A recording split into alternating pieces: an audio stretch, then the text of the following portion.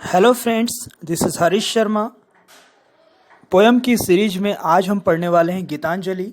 बहुत ही स्पिरिचुअल आध्यात्मिक पोयम है जिसको लिखा है रविन्द्रनाथ टैगोर द्वारा। आइए इनके बारे में देखते हैं। रविन्द्रनाथ टैगोर का जन्म 6 मई 1861 में कलकत्ता में हुआ था। इनकी मृत्यु 7 अगस्त 1941 में हुई। फ्रेंड्स, इनको जो विद्यालय भेजा गया तो वहाँ का जो कन्वेंशनल पैटर्न है, वहाँ की जो सिस्टम है एजुकेशनल, उस समय का परंपरागत और रूढ़िवादी जो प्रचलन था वो इनको सूट नहीं हुआ और फिर इनको प्राइवेट ट्यूटर के द्वारा ट्यूटर लगाए गए और घर पर ही पढ़ाया गया। उनके फादर की जैसे ही उनको भी उपनिषद पढ़ने का बहुत ही शौक था। वो इंटरेस्टेड थे उपनिषद का अध्ययन करने के। उन्होंने कई सारे वैष्णव पोइट्स को पढ़ा। कालिदास, शेक्सपियर आदि की जो राइटिंग्स हैं उनसे भी वो बहुत प्रभावित हुए। इन 1931 ही वाज अवार्डेड नोबेल प्राइज़। तो 1931 में वो उनको नोबेल प्राइज़ मिला। इन 1940 में ही was awarded as a doctor of literature by Oxford University. Friends, अगर गीतांजलि की हम बात करें तो उसके अंदर 103 पोएम्स हैं। ओरिजिनल अगर गीतांजलि जो बंगाली में उसको अगर हम देखते हैं तो उसके अंदर 156 और 157 पोएम्स का कलेक्शन है।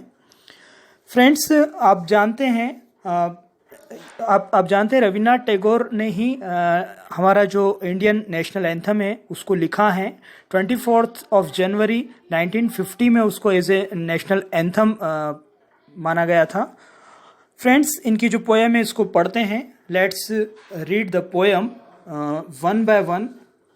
फर्स्ट इसका पार्ट हम पढ़ते हैं। यहाँ पे 2 पार्ट्स हैं। हम फर्स्ट पार्ट की फर्स्ट लाइन को पढ़ रहे हैं। Thou hast made me endless, such is thy pleasure। तुमने मुझे एंडलेस बनाया है।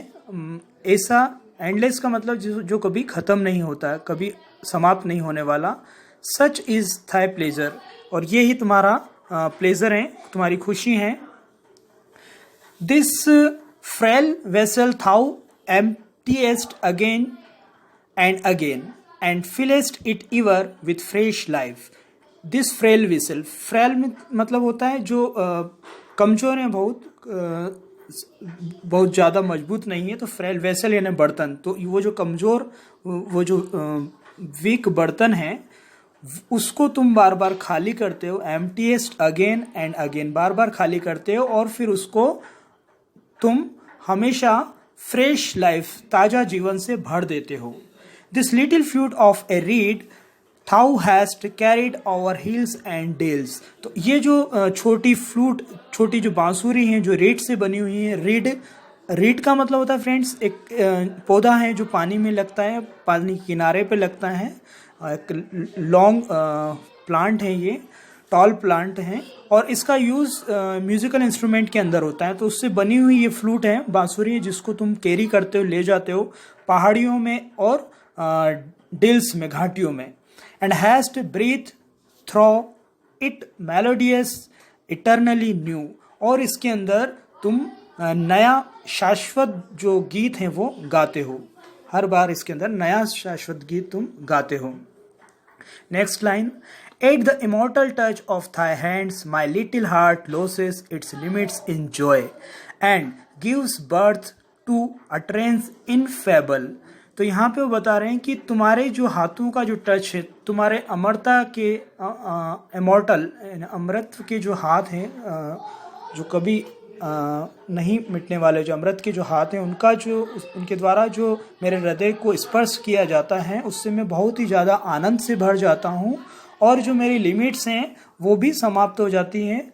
मैं बहुत ज़्यादा आनंद से भर जाता हूँ और उस समय जो स्थिति जन्मती है, उस समय जो स्थिति बनती है उसको मैं utterance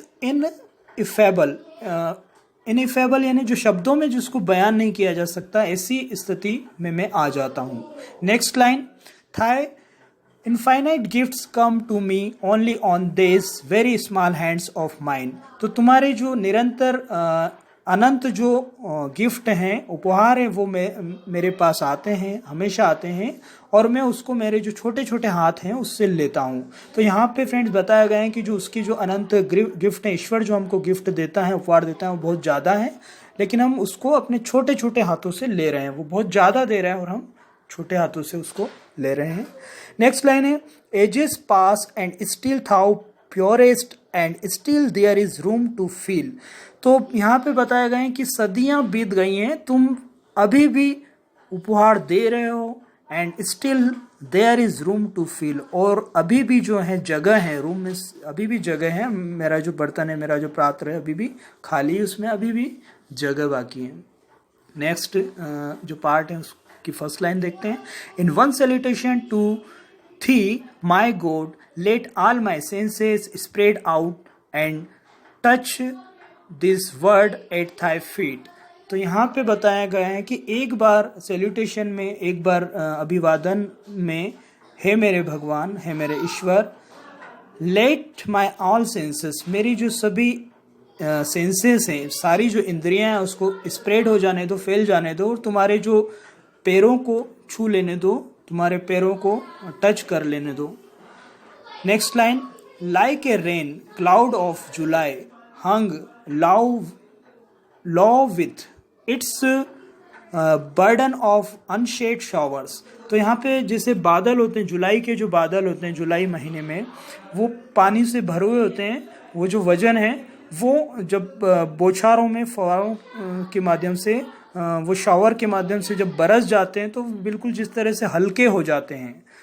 next line, let all my mind bend down at thy door in one salutation to thee.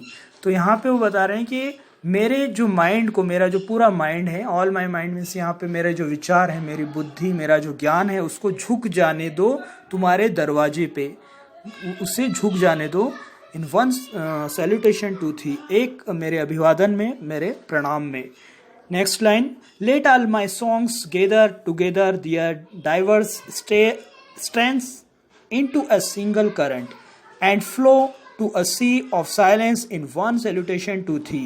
तो मेरे जो ऑल माई सॉन्ग्स, मेरे सभी गीतों को गेदर टुगेदर, यानी एक साथ इकट्ठा हो जाने दो, एक होकर इकट्ठा हो जाने दो, और दियर डाइवर्स स्ट्रेंथ्स, उसकी जो स्ट्रेंथ है वो एक वे में फ्लो हो जाए, वो इधर उधर जो उनकी जो डायरेक्शन है वो एक हो जाए, और वो फ्लो हो जाए सी ऑफ साइलेंस में, साइलेंस का जो सी है, मौन का जो सागर है, उसमें वो बहने लगे।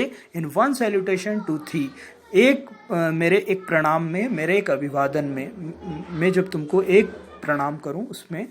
Next line, like a flock of homesick cranes flying night and day back to their mountain nest. जिस तरह से जो फ्लॉक हैं, जो झुंड है पक्षियों का, क्रैंस यानी पक्षी, तो जिस तरह से पक्षियों का झुंड उड़ता है होम स्टिक्स यानी घर की याद में, घर की याद में जब वो पक्षियों का झुंड उड़कर रात दिन वो उड़ता है और घर की ओर जाता है अपने माउंटेन नेस्ट की तरफ, ऐसे ही let all my life take its voyage to its internal, take its to its eternal home in one salutation to thee. तो ऐसे ही मेरे जो पूरे जो जीवन है उसको एक यात्रा बना दो, उसको एक जर्नी बना दो। वेयज यानी होता है जर्नी, वो यात्रा जो पानी के माध्यम से, पानी में की जाती है, जर्नी इन वाटर और इन स्पेस, या फिर अंतरिक्ष में जो यात्रा की जाती है। तो वो मेरे पूरे उस जीवन को एक यात्रा बना दो जो उस शाश्वत घर की ओर मुझे ले जाए। मेरा लक्ष्य जो है वो शाश्वत घर की ओर हो जाए। इन वन सैल्यूटेशन टू थी, एक मेरे अभिवादन में, एक मैं जो तुमको प्रणाम कर रहा हूँ उसमें। तो जैसा कि यहाँ पे बताया गया है फ्रेंड्स, जैसे जो जीवन का जो लक्ष्य होता है, प्रत्येक जीवन का जो लक्ष्य होता है वो ईश्वर को प्राप्त करने का होता है, उसमें विलीन हो जाने को होता है। आफ्टर ऑल जो लक्ष्य है वो ईश्वर को पा लेना है। तो यहाँ पे पोइट यही वो बता रहे हैं कि मेरे जो पूरे जीवन की जो यात्रा है ये उस ओर हो जाए, वो जो इटर्नल होम है उसको प्राप्त करने की हो जाए। तो this is the translation of this poem. Friends, please subscribe my channel so you can get my upcoming videos. Thank you for watching. Thank you very much.